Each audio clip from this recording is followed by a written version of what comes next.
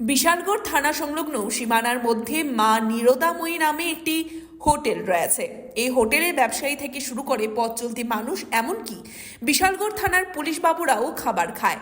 এই হোটেলে গত কিছুদিন আগেও রাতের আধারে চোরের দল হোটেলের ভেতরে প্রবেশ করে হোটেলের সমস্ত খাবার সামগ্রী চুরি করে নিয়ে যায়।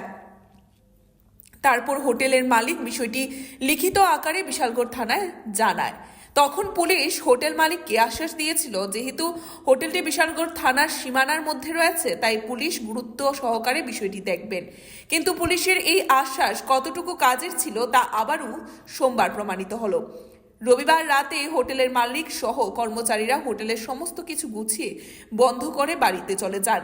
সোমবার সকালে যখন হোটেলের মালিক হোটেলে তালা খুলতে আসেন, তখন পুনরায় আবার এই চোরের ঘটনাটি প্রকাশ্যে আসে। তিনি দেখতে পান হোটেলের ভেতরে সমস্ত খাবার সামগ্রী চুরি হয়ে গেছে।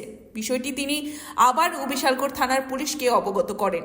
তবে এই যাত্রায় হোটেল মালিক তীব্র ক্ষোভের সাথে জানিয়েছেন, বিশালগড় থেকে বা বিশালগড় থানার পুলিশের উপর থেকে এই যাত্রায় বিশ্বাস ও ভরসা দুটোই উঠে গেছে। তিনি জানিয়েছেন, হোটেলের ব্যবসায়ী উনার একমাত্র উপার্জনের পথ। ঘটনা হয়েছে তা কালকে আমি দোকানদারি শেষে আমার দোকানে দিদি থাকে, আমরা সবাই মিললে কাজ করে সেইটা মাল টাল যা ছিল সব থামাই টুমাই সেইটা গেছি। এর আগেও আমার দোকানে শুরু হচ্ছে লিখিতভাবে থানা হচ্ছে।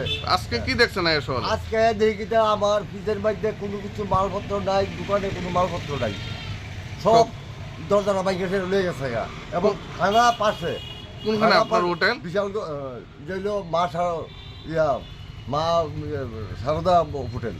কোনখানে হোটেলটা? যে হোটেল হইল বিশালগড় থানার পার্শ্ববর্তী ওয়ালের লোকে। তো থানার লোকে এরকম চুরি কিভাবে হয়? এটা থানা ভিত্তি ছাড়া ঢুকোনো কোনো পথ না। সামনে ওয়াল আছে, সামনে আছে, সিসি ক্যামেরা আছে। জানি না তারা সিসি ক্যামেরা কি কাজ করে।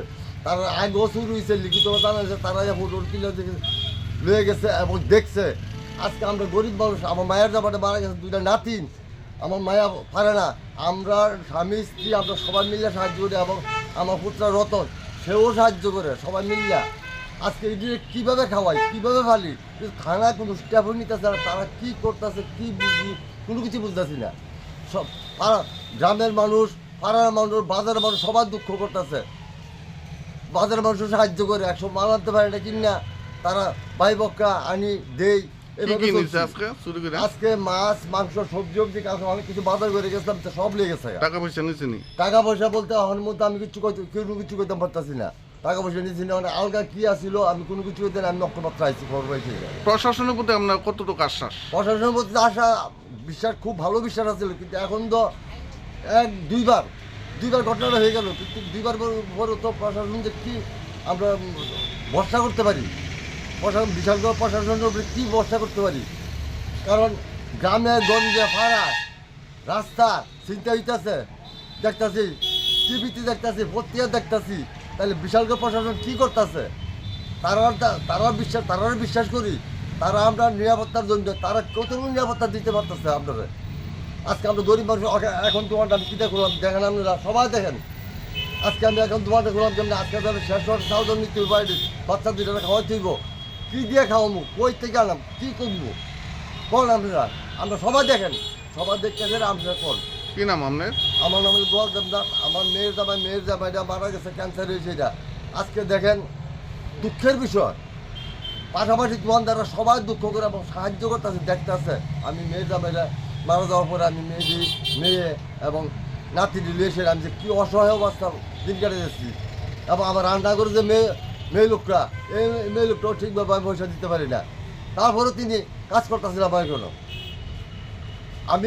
আমরা এখান থেকে হোটেলে আসামি খাওয়ান যায়, থানার বাবুরাও খায়, দুলু থানার আসামি খাওয়ান যায় এবং তারাও আমরা খায়।